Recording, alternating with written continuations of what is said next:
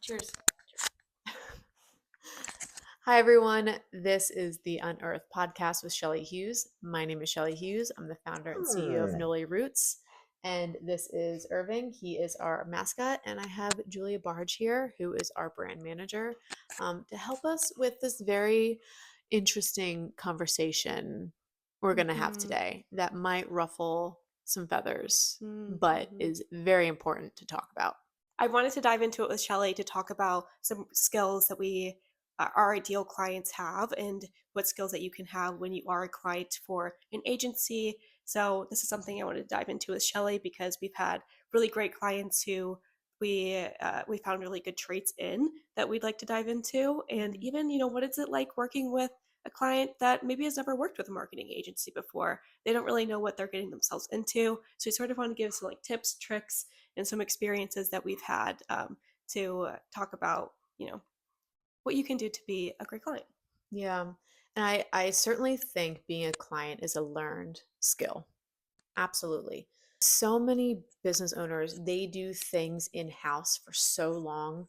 They're bootstrapping, they are doing things on themselves. Maybe they hire one person that has 15 different hats and not really doing any of those jobs really efficiently. Um, and they get to a point where they feel like they have to outsource something. A lot of times that can be bookkeeping, a lot of times that can be PR or marketing or social media, and sometimes that can be a business coach, right?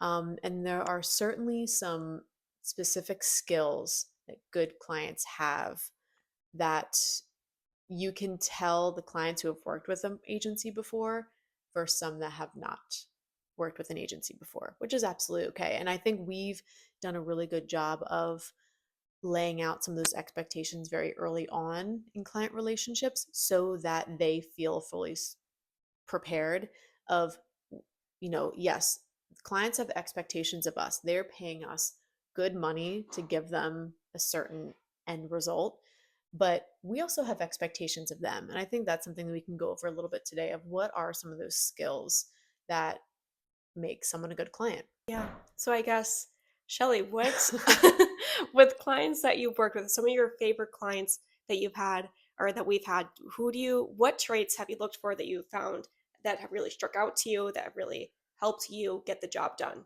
or help our team get the job done? Clients, I have loved working with clients that I want to say that they're trusting, but they they trust themselves that they made the right decision, right? And if clients trust themselves that they made the right decision, they I wouldn't say that they are they're very risky, but they're also not risk adverse, right? They trust the process, they trust themselves, they know they have to do this for their business. That in turn lets them trust us. And, we always tell clients, you are the best in the business of what you do. That's why we respect you. And that's why we chose you to be a client of ours. But we're also the best in what we do. So, and when a client is a little bit apprehensive, when a client is not very confident in themselves and their decision making, that causes a lot of tension, of incredibly high expectations with sometimes not that much budget, and that's a lot of reeling clients back and keeping their expectations realistic with the scope of work that we have, and that it's just not very fun on either end. So I think the clients that have confidence in themselves that they are making right decisions for their business, those are my favorite clients to work with. Yeah, it's definitely nice to work with clients who are ready to dive into the world of marketing, even if they haven't already. So we like to be really, give them all the details of what it can be like to work with us. What do you have to do if you are a PR client? What does it look like? Not only monetarily, but physically. Like, do you have to show up to interviews? Do you need to be on a podcast on a certain day? Do you have to show up to an event to be a speaker? All of these things really factor in, especially into the world of PR. So, we have to, really be upfront about that. Not only are you going to, spend and invest on this, you have to invest your time as well.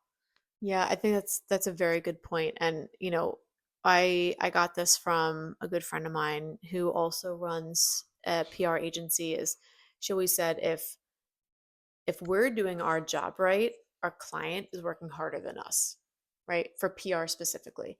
That's very intimidating for a lot of Mm-hmm. people. A lot of people are trying to offload something, right?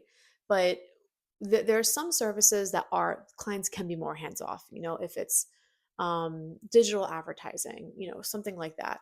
But I mean, they have to obviously be very receptive of, we ask, okay, what kind of promotions are coming up? Can you send us your sales reports? We can kind of get an understanding of what this ROI looks like. Please give us your web analytics so we can really do a good job of tracking. There are some things that even the more off, hands off services, we do need clients' attention for. But for the a lot of what I do and you do and what our team does, we need our clients to be very hands on.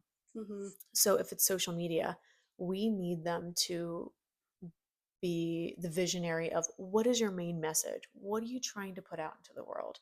Um, Showing up to our content VIP days and showing up prepared and showing up ready, to be in front of the camera potentially, right? If that's part of our strategy. If it's PR, exactly what you said. Our job for PR specifically is to give our clients opportunities. It is only the clients that can embrace them, right?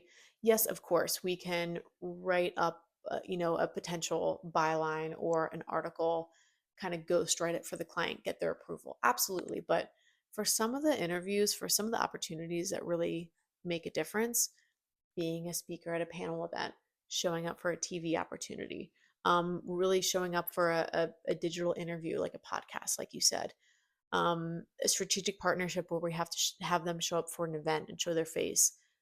That all those opportunities we cannot do for them. So when it comes to something like social media, PR, um, even web design, right? When we design a client's website and manage and launch and develop a client's website, we need them to be incredibly intentional with the feedback that they give us. From every single step of that process, we need their full attention at some points to say, I need you to give us your honest and true feedback on this so that we don't go over budget. And, if we only have three revisions, for example, if we get to five, six, seven because they forgot, they weren't focused, um, they weren't communicative, right? Then it's not going to be a good experience. I think you mentioned before we started recording, communication is such an important Mm-hmm. part of that client skill that we look for. Yeah, I think in the beginning of a relationship with a client, I think they really want us to read their minds when it comes to the visuals or the creative direction of something. And so we have to really ask them a ton of questions and take their time to ask them these really in-depth questions of, what vision do you want? Where do you see your business in 5 years? Things like that that really help us sort of create, bring their vision to life a little bit. Yeah. So that's been interesting too, to because people who don't work in marketing or in a really creative field, they just want someone to read their mind automatically. And so that's something that we've worked on. It's like, wait, hold on, like we can't do that. Like how can, but we want to do that, so we have to like go through Yeah. these client assignment questions and Mhm. ask them all these really detailed questions about, you know about whatever marketing service that we're doing for them. And we do have to be incredibly empathetic for Mm-hmm. clients who are not marketers. Mm-hmm. That's why they're hiring us. So for example, let's say we're doing a client's, brand identity and brand strategy. I can't just ask them, what kind of logo are you imagining? Because they might not have any idea, nor should they, on what's possible, right? Mm-hmm. And so I'm like, okay, what are questions that we can ask that will mimic mind reading, Mm-hmm. right? Because if I say, what kind of logo do you want? They might say something, but I might deliver that, as a deliverable from one of our designers, and they say that's not what I wanted at all, right? And so I asked different questions, and Riley and Julia, you do this too, of like, if your brand were going to a party, what kind of party would that be? Would it be a soiree? Would it be a birthday party with lots of delicious icing? Would it be a tea party? Would it be a global conference with really high impactful CEOs? If your brand were going to a party, think of it as a person. What would that party be? And be as detailed as you can. What do you see? What do you smell? Who do you talk to? What are you touching? What are you eating? Right? And that in itself, a question like that helps us be better at mind reading, right? Because it takes a client out of, okay, I have to think of this in a marketing sense that I'm not comfortable with, and makes it a little bit more relatable. In addition, we'll talk to a client, and let's say a client is, one of their hobbies is interior design, or like they love architecture or something like that. When we're doing a client's branding, I say, hey, don't send me logos that you like. Send us interior design inspiration. Mm, So if they send us something that's really modern and funky and has a lot of personality, we know that they need a modern and funky brand. If they send us something that's a little bit more, elegant, maybe like, French cottage, they want something that's a little bit more feminine. And so it's figuring out how we can read their mind without having to read their mind. yeah. And so it's interesting from that to see their vision come to life with that too. 'Cause like, oh, like I guess like that's so crazy that you were able to, Read my mind. yeah, read my mind, I guess. Um, but I think adding on to this too, maybe we talk a little bit more about the communication that we have with our clients, weekly and monthly. I think we do a really great job of keeping them up to date on the progress of our projects. So maybe if you want to talk about how we do that, what does that look like, our weekly roundups, and so on. Yeah, so we always want to show a return on a client's investment. And some of that ROI can be very quantitative, saying, hey, we got this media hit, or we got X amount of increased engagement on our social media. We got X amount of new leads from our digital marketing campaign. That's all quantitative. We also have qualitative ROI that's like, hey, we introduced you to this potential strategic partner that if continue to nurture that relationship, it can turn into a huge business opportunity for you. Maybe an investor saw, a client's, pitch deck, because maybe they got into like a Yahoo Finance article and talking about, you know, investments or funding. So it's very easy to show the quantitative, but it's sometimes the qualitative ROI that cannot be underestimated. And so we kind of break communication down in a few different ways, big to small, right? We have quarterly meetings with clients that really we want them to come prepared. What are your 90-day goals for your business? What are your 6-month goals for the business? um, what has changed, how we've been doing, are we doing the things that really need to be done to help with your business goals? Those are some of the quarterlies. The monthlies, we send a monthly achievement document. It says, hey, here are all the quantitative and qualitative, things that we've done this month. And then we have weekly roundups. So every week we send a simple email to clients and say, hey, here are the things that we accomplished this month. Here are the things we still need from you. If you didn't check out your project management board, I'm going to put it here just so it's top of your inbox. Um, and here are the things that you can look forward to for next week. And I think having some of those bigger meetings that they really have to come prepared for give us an idea into their vision, because the last thing I want is for marketing, PR, social media, digital advertising to be overhead, right? Mm-hmm. Marketing should not be overhead. If marketing is overhead in your business, there are too many silos going on. So we will not do something from a marketing perspective that does not directly or potentially indirectly help with your business goals. So that's where that quarterly meeting really comes into play. Then the monthly meeting is kind of like, okay, where are we? It's a bit of like a health check of where we are, what are our goals for this quarter, where are we with those goals. And then those weekly roundups are just quick kind of FYI emails of, hey, just let you know, we got, this PR opportunity. It's on this date. You know, someone reached out about X, Y, and Z.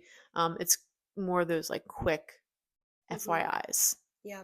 So definitely overall, I definitely think our clients are totally up to date. There's definitely a lot of, clarity in what are we actually doing for them, which is super important. I feel like if I was on the other side of things, I'd be like, hey, like I really want to know the nitty gritty details of like what did you do this week? Because that does make them feel a little bit better. Like, oh, they touched base with me this week. Here's what they did.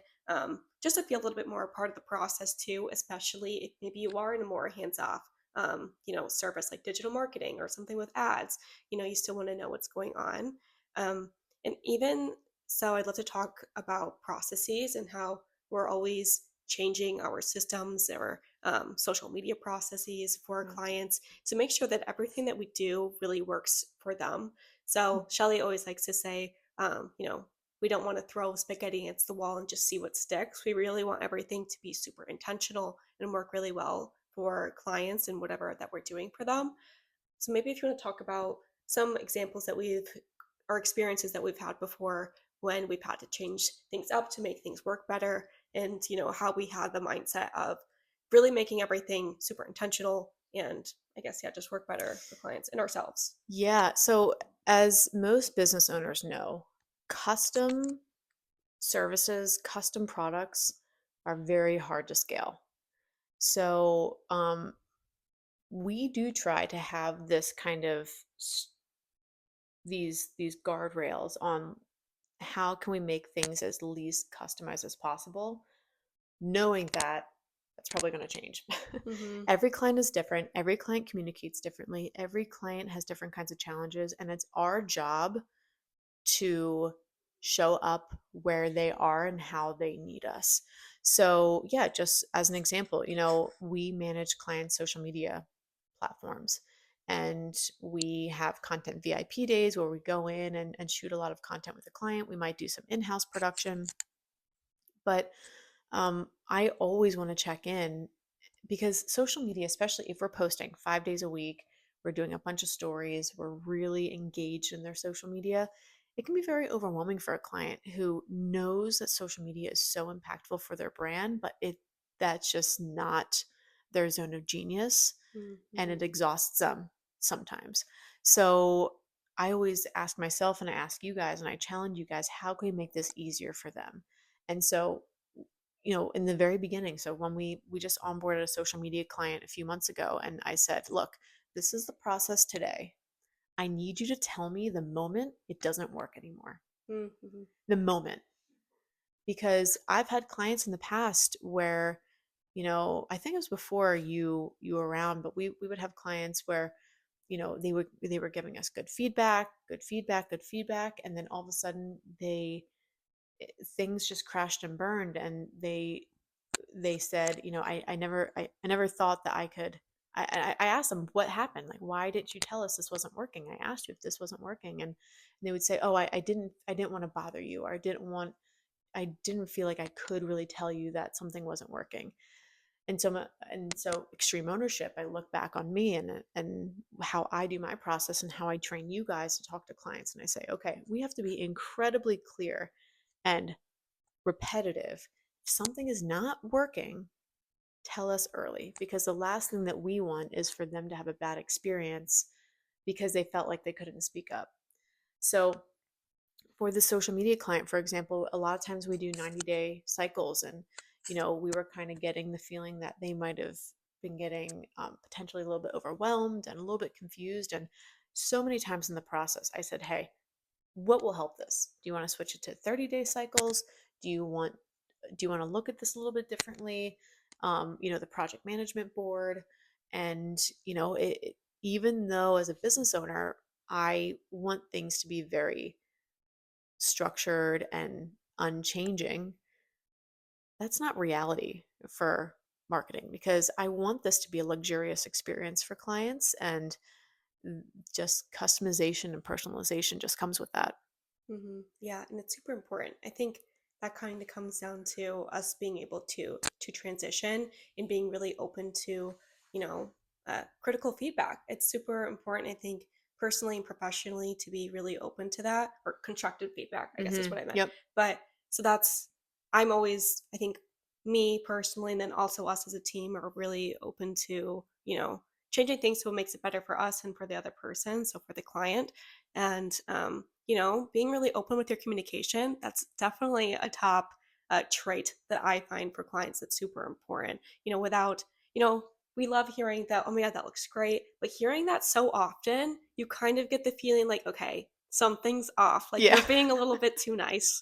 So, like, you got to be, really open with how you're feeling. I think that's important. Yeah. Yeah. And Mm-hmm. I would say the last thing is we have a very strict no asshole rule. Mm-hmm. And you go back to critical feedback. I love critical feedback. I love critical, hey, this is not working. How can we fix this? That approach. Mm-hmm. I have fired clients in the past because critical feedback that we welcome and we ask for, true, like actively ask for, um, it turns into something that is just simply not nice. Mm-hmm. And I get, our tolerance levels are very high, right? We can take a lot of crap, right? Because our clients are paying us a good amount of money, and I want them to be honest. But the second a client turns mean for no reason, it goes back to making sure you guys are happy, right? If you guys ever show up to work and you're just dreading talking to this client because they're just not nice people, that's when I have to have a conversation with them and say, thank you so much for your time. Thank you so much for this learning opportunity. Unfortunately, I don't think we're going to be a good fit. And what I do is I really try to look for those red flags early. And I tell people now, we're kind of like 4 years into the business, and I tell people that are potentially on a prospecting call or a discovery call before they sign that, they're choosing us as a vendor, but we're also choosing them.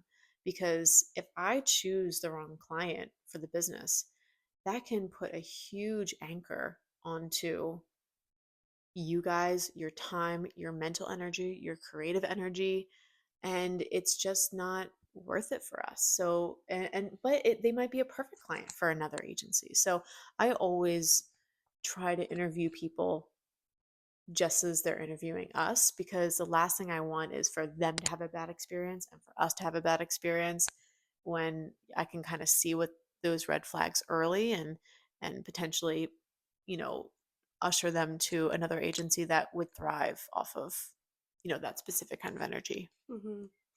It's like prospecting is like dating. It's like it really is, because you're looking for the red flags, you're looking for the green flags. Yeah. You're saying, are we a perfect match? Like, Yeah. is this going to mesh Do we well? have a mutual friend that Right. can Like, like do we have a connection? yeah. Is there a spark? Like, Yeah. it really is kind of like that, to be honest. And then, and a lot of clients, they're like, oh, well, I'm interviewing a lot of agencies and we happen to be one of them. And they're like, I just want to make sure that we like each other. They literally, we had a client say, or Mhm. a prospect say that the other day. And Mhm. it's like, yeah, no, it is like that. Yeah. So it's really interesting. It's all Yeah. about feelings, honestly. It kind of feels like it. Feelings over numbers is Yeah. what I've really found recently. But Mhm. yeah, so long story short, there is certainly a learned skill set when it comes to being a good client. And I don't want that to be intimidating at all, but it's truly, if you learn how to be a good client, we can do our jobs better. And you know just giving feedback, having incredible communication, um that's really what it comes down to. Mhm. So Totally. but if you have anything to add, if you hate this episode, I would love to know that. If you love this episode, I would also love to know that. So definitely give us a follow, give us the 5 stars, and let us know what you think about this episode because I think it's, like I said in the beginning, it's possibly going to ruffle a little bit of feathers, but I think it's just so important to make this entire system work for everyone just that much better and just have a much better experience. So, thank you, Julia. Thank you, Shell. See you guys. Bye.